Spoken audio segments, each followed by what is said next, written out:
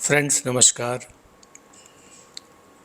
The topic of today's video is how to understand and manage the obsessive compulsive disorder OCD. We'll try to have a holistic approach towards understanding it and managing it. Obsessive compulsive disorder OCD is a debilitating mental health condition, and it is characterized by persistent, unwanted thoughts, obsessions, and repetitive behaviors or rituals, which are compulsions basically. तो overall अगर हम देखें तो OCD जो है एक बहुत ही debilitating mental health condition है, जिसमें हम लगातार उन सारे थॉट्स को हम अपनी ज़िंदगी में लाते हैं जो हम नहीं चाहते हैं, और ये बिहेवियर बहुत बार जो है रेपिटेटिव होता है. Conventional treatments such as medication and cognitive behavioral therapies can be effective, but I think individual should move towards or seek holistic approaches to complement their treatment or as an alternative. So in this video we'll हम कोशिश करेंगे कि एक holistic perspective या एक holistic approach OCD के ऊपर हम आपके सामने लाएं, जिसमें हम बहुत सारी माइंड बॉडी टेक्निक्स जैसे NLP है, योगिक प्रैक्टिसेस है, मेडिटेशन है, कुछ लाइफस्टाइल एडजस्टमेंट है, इनको कोशिश करेंगे समझाने की. तो सबसे पहले हम जरा समझें कि ये OCD बेसिकली है क्या, ये इसकी डेफिनेशन क्या है और ये कितने टाइप की हो सकती है. सो OCD manifest in various forms.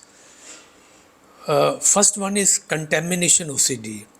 इसमें आपको लगता है कि आप कहीं ना कहीं you have a fear of germs, bacterias, गंदगी का डर होता है आपके मन में, कंटेमिनेशन का डर होता है. It leads to excessive hand washing और cleaning rituals. जैसा नहाना धोना ज़्यादा हो जाता है, हाथ धोना ज़्यादा हो जाता है, क्लीनिंग ज़्यादा हो जाती है घर की जो है. फिर दूसरा जो इसका टाइप है वो है सिमेट्री एंड ऑर्डरिंग OCD. इसमें क्या होता है कि जो पेशेंट जो person who is afflicted with this OCD, he is very obsessed with symmetry. मतलब उसको लेंथ में इतना चाहिए तो इतना ही चाहिए, विड्थ में इतना चाहिए, गोल है तो गोल चाहिए, ट्रायंगुलर है तो ट्रायंगुलर चाहिए. तो उसको भी एक बहुत ही wants things to be organised in a very symmetry और in exactness and in a specific order. तो उससे क्या होता है कि he keeps on repeating and arranging and organising objects and things. तीसरा जो इसका टाइप है वो है इंट्रूसिव थॉट्स OCD. इसमें क्या होता है कि बार बार आपको जो डिस्ट्रेसिंग थॉट्स हैं, परसिस्टेंट थॉट्स हैं, जब मेंटल इमेजेस हैं, जो उसको और वो इतनी ज़्यादा तेज़ होती है, इतनी परसिस्टेंट होती है कि it is almost uncontrollable for him. और कभी कभी वो उसको हार्म भी कर सकती हैं, और कुछ टैबू सब्जेक्ट्स भी होते हैं जिनके बारे में वो इन्वॉल्व रहता है. Fourth one is checking OCD. इसमें हम लोग क्या करते हैं, कंपल्सिव चेकिंग करते रहते हैं. We keep on checking doors, locks, appliances और other items, and it basically alleviates. ये आपकी एंग्जाइटी को और ज़्यादा बढ़ाता है, और उसमें क्या होता है कि it leads to potential harm and many mistakes जो make in a daily life. और अगला जो है वो होर्डिंग OCD. इसमें हम क्या करते हैं कि इसमें दसों सालों से पड़ी हुई चीज़ें जो पोजेशंस हैं, उसको you feel unable to discard possessions. तो इसमें क्या होता है, एक्सेसिव अकमुलेशन हो जाता है, क्लटरिंग हो जाती है आपके पास जो है. सो ये कुछ OCD की टाइप्स हैं. दुनिया भर में अगर डेमोग्राफिकली देखा जाए तो ये 1 to 3% of the global population is afflicted with OCD। और ख़ास तौर पे जो एडोलिसेंस है या अर्ली चाइल्डहुड में भी ये अभी आजकल ज़्यादा होने लगा है।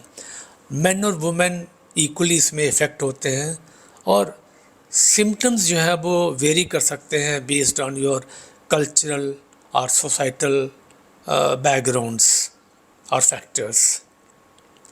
अब हम देखते हैं कि वो कौन से काजेज़ हैं, कौन से रिस्क फैक्टर्स हैं इस OCD में। इसका एग्जैक्ट काज तो समझना बहुत मुश्किल है और इतना समझ में नहीं आया मेडिकल साइंस में, लेकिन फिर भी इसमें बहुत सारे जेनेटिकल, एनवायरनमेंटल और न्यूरोलॉजिकल फैक्टर्स होते हैं और ये कुछ इस तरह के हो सकते हैं।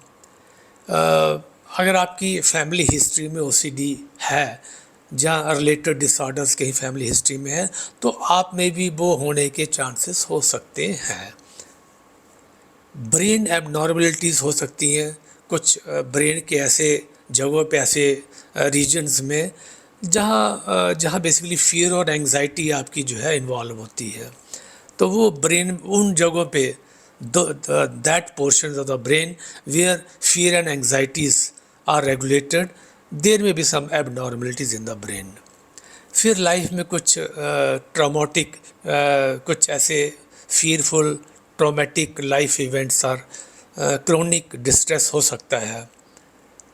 फिर कुछ लर्नड बिहेवियर्स होते हैं over a period of time, और उन बिहेवियर्स को कैसे मैनेज करना है, कैसे कोप करना है, उसके कारण भी OCD एक रेपिटेटिव बिहेवियर बन जाता है।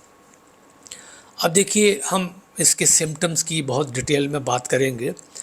इसमें दो तरह के जो सिम्टम्स है वो पाए गए हैं। एक तो ये है ऑब्सेशंस होता है। ऑब्सेशन जो है ये बहुत ही इंट्रूसिव, बहुत ही डिस्ट्रेसिंग थॉट्स है, और इसमें इमेजेस होती हैं एंड इट बेसिकली अर्जेस होती हैं ऐसी that repeatedly enter the individuals mind, और उसमें बहुत सारी एंग्जाइटी आपके अंदर आती है, डिस्कम्फर्ट होता है। तो बहुत जो कॉमन ऑब्सेशंस वाली OCD पाई गई है वो ये है कि फियर ऑफ कंटेमिनेशन और इलनेस, मतलब ये डर रहता है कि हम जो पानी पी रहे हैं, खाना खा रहे हैं, उसमें कहीं कंटेमिनेशंस हैं, तो या फिर घर में कंटेमिनेशन है तो साफ़ सफाई में वो डर उसमें लगा रहता है। फिर बीमारी का डर जो है, this is also one of the reasons for symptoms of OCD। फिर दूसरा जो रीज़न इसका ये है कि डाउट्स अबाउट सेफ्टी, तो इसमें अपनी सेफ्टी का जो डर, एक डाउट रहता है। तो इस कारण क्या होता है कि sometimes you harm your self and you harm others also.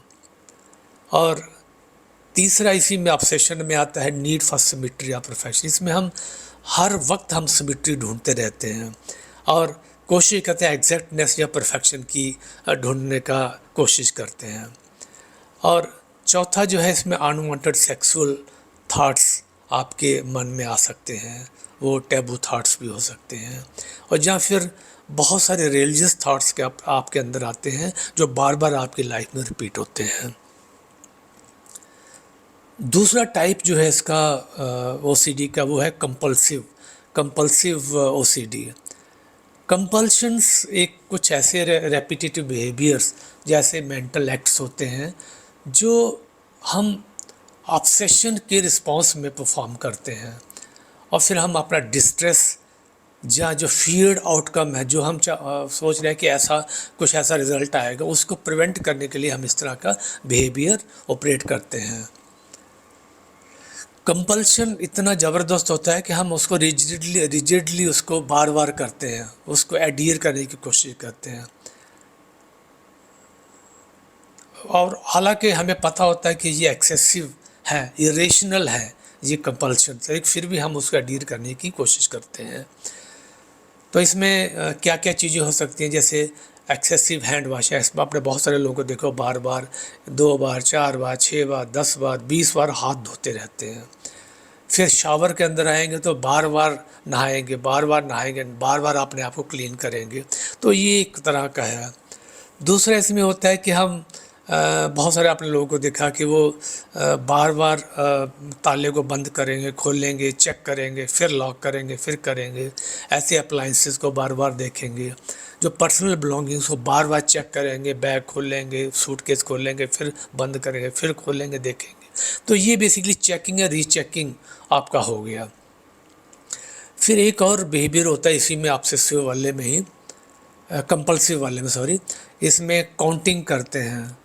बार बार हम काउंट करते हैं चीज़ों को कि कहीं काउंटिंग में कम तो नहीं हो गया। कुछ वर्ड्स हैं, कुछ फ्रेजेस हैं, उसको बार बार रिपीट करते हैं। और कुछ रिचुअल्स हैं, चाहे वो सोसाइटल रिचुअल्स हो, चाहे वो रिलीजियस रिचुअल्स, उसको बार बार रिपीट करते हैं, स्पेसिफिक ऑर्डर में रिपीट करने की कोशिश करते हैं। हालांकि उनका कोई बहुत ज़्यादा महत्व नहीं होता है कि उनको उसी सीक्वेंस में हम करें। और फिर कुछ मेंटल रिचुअल्स होते हैं जो बार बार रिपीट करते थे मेंटल में, जैसे बार बार प्रे करना, बार बार दुआ करना, बार बार ऊपर वाले को याद करना, काउंटिंग करना, बार बार मन में ही काउंट करते रहना। और फिर कभी कभी बार बार आप अपनी बात को बार बार लोगों को बताना, and he tries to get reassured, बार बार एश्योरेंस लोगों से लेना। तो ये सब चीज़ें जो हैं ये कंपल्सिव ओसीडी में आती हैं। अब होता है कि इनका डेली लाइफ में क्या इफ़ेक्ट पड़ता है, ये हमारी जो इंडिविजुअल्स डेली फंक्शनिंग है, रिलेशनशिप्स हैं, उनको बहुत ज़्यादा इफ़ेक्ट करता है। It impairs that individual daily functioning and affecting relationship. और ये वर्क को हमारे इफ़ेक्ट करता है, स्कूल परफॉर्मेंस को हमारा इफ़ेक्ट करता है, ओवरऑल क्वालिटी ऑफ लाइफ को इफ़ेक्ट करता है।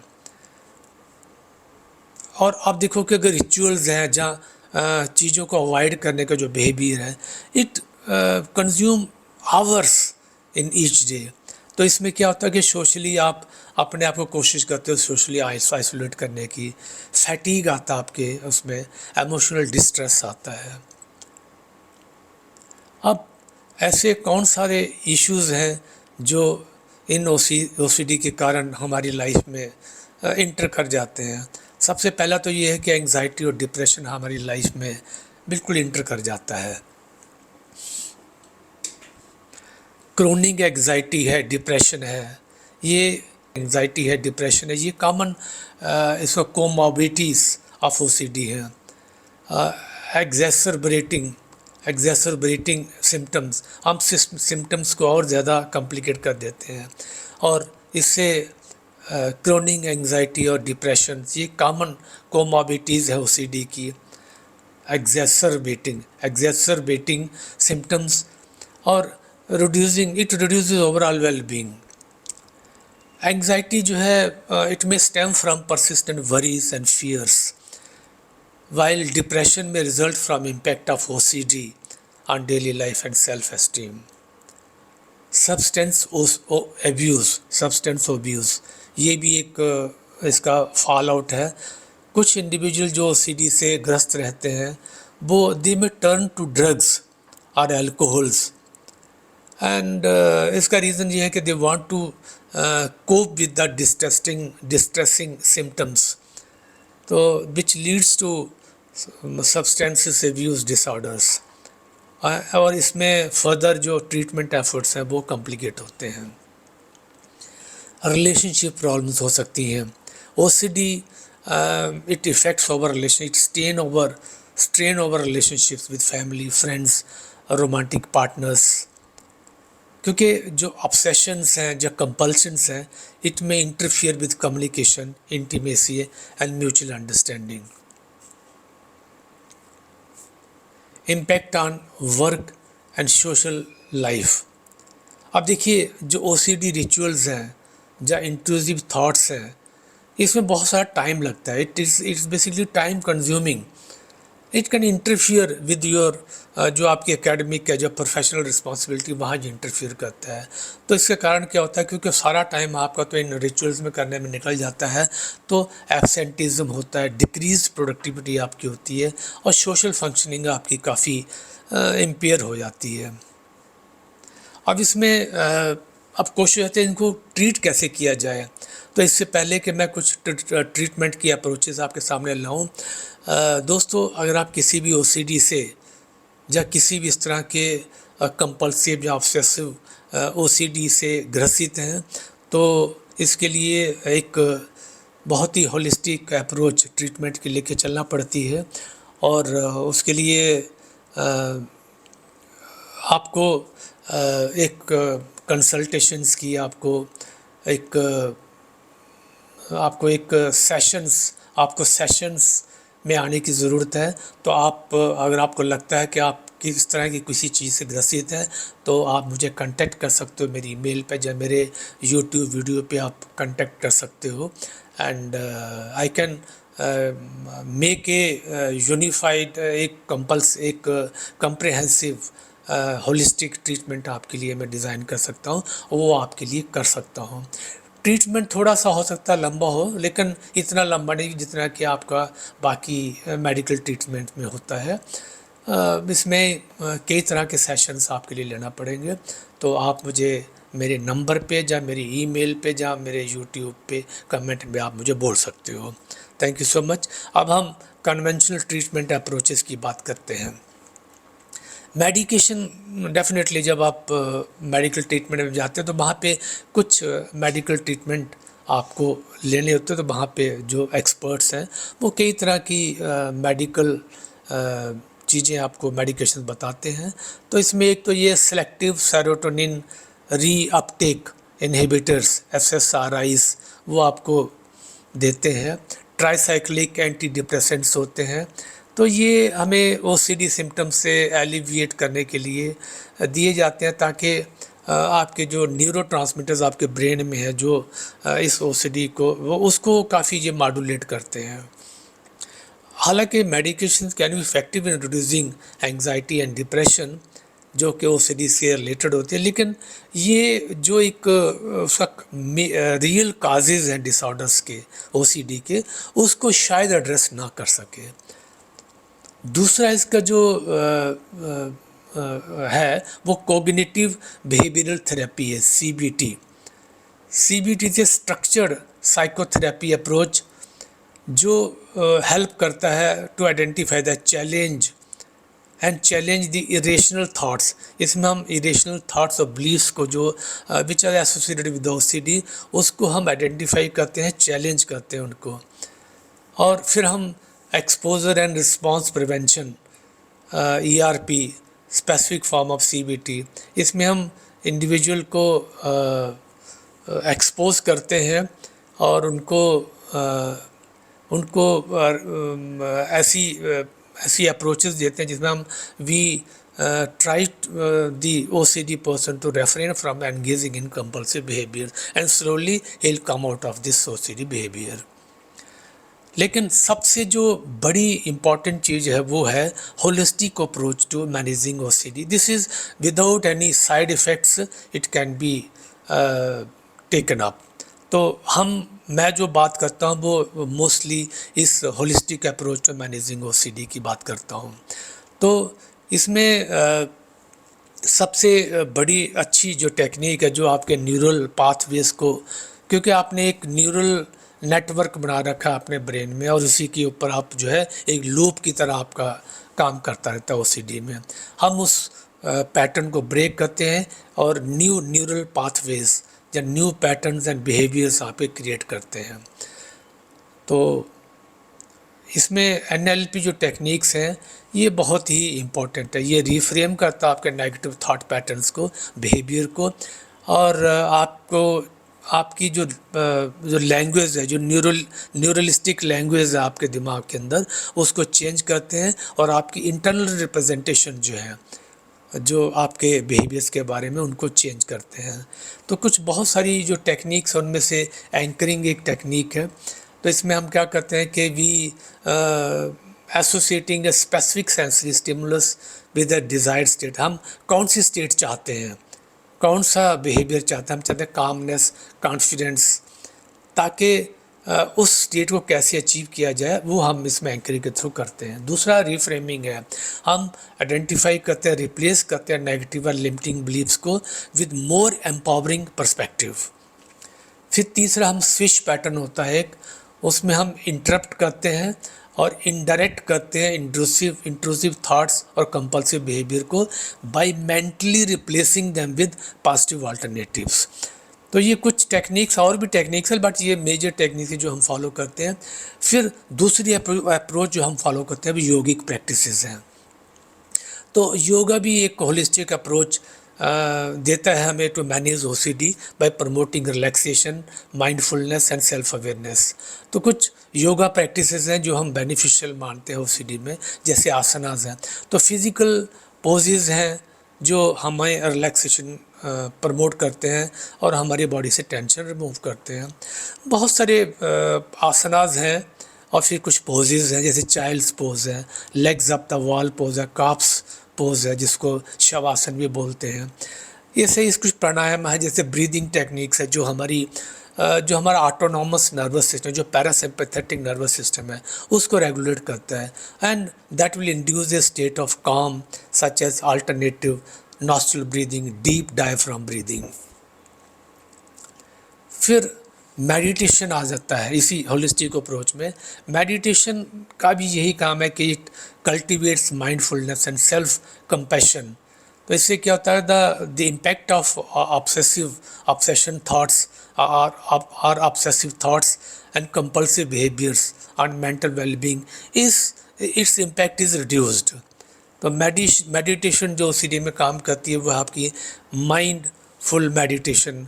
तो जब आप when you focus on the present moment without judgment, so that allowing obsessions and compulsions to arise and pass without attachment। तो हम ये हालांकि ऑब्सेशन कंपल्शन अराइज होते हैं बट और ये पास भी हो जाते हैं विदाउट एनी अटैचमेंट। तो रेगुलर फॉलो अप से ये चीज़ें जो है आपकी लाइफ में गायब होने लगती हैं। Loving kindness meditation, cultivating feelings of compassion, empathy towards one self and others. इसमें हम क्या करते हैं कि कंपैशन, प्रेम, एम्पैथी की भावना सिर्फ अपने लिए ही क्रिएट नहीं करते हैं, कल्टिवेट नहीं करते हैं, बल्कि दूसरों के लिए भी क्रिएट करते हैं। इससे क्या होता है कि जो आपका जो सेल्फ क्रिटिसिज्म है, जब परफेक्शनिज्म है, उसमें ये एज ए काउंटर एक्शन का काम करता है। फिर तीसरा इसी मेडिटेशन में विजुलाइजेशन आ जाता है, विजुलाइजेशन टेक्निक्स। इसमें हम गाइडेड इमेजिनरी यूज़ करते हैं to create a sense of safety, peace and empowerment. तो इससे क्या होता है कि एंग्जाइटी और इंट्रूसिव थाट आपके कम हो जाते हैं। फिर इसी होलिस्टिक अप्रोच में न्यूट्रिशन एंड लाइफस्टाइल भी आ जाता है। तो इसमें we ask the person suffering from OCD to have a balanced diet rich in whole foods, vitamins and minerals that supports overall brain health and mood regulation। Regular exercises जो होती हैं वो आपके शरीर में एंडोर्फिन्स जो है, खुशी के हार्मोन्स है, वो क्रिएट करता है। रिड्यूसेस स्ट्रेस हार्मोन, जो स्ट्रेस हार्मोन्स हैं वो कम होते हैं, और that basically promotes relaxation and improving the symptoms of anxiety and depression. Stress management, तो उसमें स्ट्रेस मैनेजमेंट टेक्निक्स है, जर्नलिंग है, जैसे टाइम मैनेजमेंट है, रिलैक्सेशन एक्सरसाइजेज है, प्रोग्रेसिव मसल रिलैक्सेशन है। ये बंदे को कोप करने के लिए जो डेली स्ट्रेसर्स हैं और उनको ये कोप करने में मदद करता है, और जो ओसीडी रिलेटेड एंग्जाइटी है उसको रिड्यूस करता है। फिर स्लीप हाइजीन भी बहुत होती है। तो हम क्या करते हैं कि हम प्रायोरिटाइज करते हैं एक एडुकेट स्लीप हाइजीन, जिसमें उसको ओसीडी वाले आदमी को, जहाँ लेडीज़ को एक कंसिस्टेंट स्लीप शेड्यूल मिले, जिससे आपकी रिलैक्सेशन हो, आपकी रिलैक्स्ड बेड रूटीन हो, कंफर्टेबल स्लीप एनवायरनमेंट क्रिएट करते हैं, और हम प्रमोट करते हैं कि एक रेस्टफुल स्लीप उसको मिले और एक इमोशनल रेजिलियंस इस स्लीप के थ्रू मिले उसको। कुछ और अल्टरनेटिव थेरेपी है, हम होलिस्टिक ट्रीटमेंट में कुछ और चीज़ें भी करते हैं, लेकिन ये चीज़ें भी आप एक एज एन अल्टरनेटिव उन चीज़ों को अगर चाहें तो ऐड कर सकते हैं। एक्ू पंचर एक ऐसी टेक्निक है, चाइनीज़ टेक्निक है, जो बॉडी के स्पेसिफिक पॉइंट्स को स्टिमुलेट करती है और हमारा जो एनर्जी फ्लो है, जो एनर्जी मेरिडियन है, उसको बैलेंस करता है, एंड इट प्रमोट्स रिलैक्सेशन। तो it elevates symptoms of anxiety and stress related OCD. Herbal supplements ले सकते हो, बहुत सारे हमारे हर्बल सप्लीमेंट्स अवेलेबल होते हैं, जैसे आजकल अवेलेबल हैं फॉरेन्स में, जैसे सेंट जॉन्स वॉट और पैशन फ्लावर, जहाँ एक चेमोमिल फ्लावर ट्रीटमेंट है. It offers natural relief from anxiety and depression symptoms. Although उनकी जो एफिकेसी वो वेरी करती है, बट इसको प्रोफेशनल गाइडेंस में इन चीज़ों को यूज़ कर सकते हैं. फिर एक मैसेज थेरेपी है, मतलब मसाज थेरेपी, सॉरी.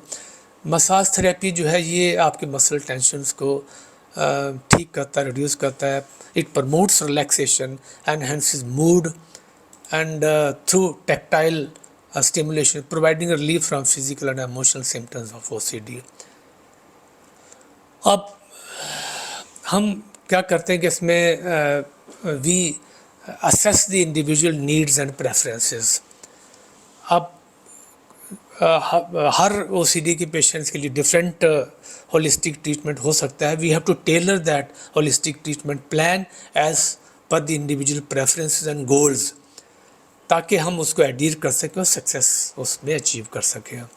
तो फैक्टर्स जैसे हम कंसिडर करते हैं, सिम्टम्स क्या है, सिविरिटी ऑफ सिम्टम्स क्या है, लाइफस्टाइल उसकी हैबिट्स क्या है, पास्ट ट्रीटमेंट क्या था, उसके एक्सपीरियंसेस क्या थे, और पर्सनल इंटरेस्ट उसके क्या है. और इसमें हम बहुत सारी टेक्निक को इंटीग्रेट करते हैं. उसमें वी में कंबाइन मल्टीपल होलिस्टिक टेक्निक्स, जैसे NLP है, योगा है, मेडिटेशन है, लाइफस्टाइल एडजस्टमेंट्स है. तो हम एक कम्प्रहेंसिव अप्रोच करते हैं जो मल्टीफेसेटेड नेचर ऑफ OCD है, उसको हम डील करने की कोशिश करें, एड्रेस करने की कोशिश करते हैं. और हम इसमें बहुत ही रियलिस्टिक गोल्स जो है वो सेट करते हैं, और ये अचीवेबल गोल्स होने चाहिए. ट्रैकिंग करते हैं उसकी प्रोग्रेस को, और फिर सेंस ऑफ एम्पावरमेंट और मोटिवेशन उसको फोस्टर करते हैं, रेनफोर्स करते हैं positive changes and resilience in the face of setbacks. और हालांकि ये जो होलिस्टिक अप्रोच है ये कम्प्लीमेंट करता है कन्वेंशनल ट्रीटमेंट को. फिर भी एक हेल्थ केयर प्रोफेशनल से कंसल्ट करना जरूरी रहता है, जैसे थेरेपिस्ट, साइकेट्रिस्ट थेरेपिस्ट है, साइकेट्रिस्ट है, होलिस्टिक प्रैक्टिशनर्स हैं, तो ताकि हम कंप्रिहेंसिव इवैल्यूएशन गाइडेंस करें. तो जैसे मैं एक वेलनेस कोच हूँ, और NLP, योगिक टेक्निक्स और मेडिटेटिव टेक्निक्स और प्राणायाम में काफ़ी काम करता हूँ. तो I can make a comprehensive treatment plan for you. अभी कंक्लूड करते हम ये बता सकते हैं कि भाई obsessive compulsive disorder is a complex mental health condition that requires holistic approach to addresses physical, emotional, spiritual dimension. By integrating mind-body techniques, yogic practices, meditation, lifestyle adjustment, and alternative therapies, individuals can cultivate resilience, reduce symptoms, and enhance their well-being on the journey to recovery. Thank you so much for watching this video, and if you or your family or your friends or anyone known to you has some OCD issues, please let me know. I can devise a comprehensive holistic approach for that person as per his requirement and for his complete recovery.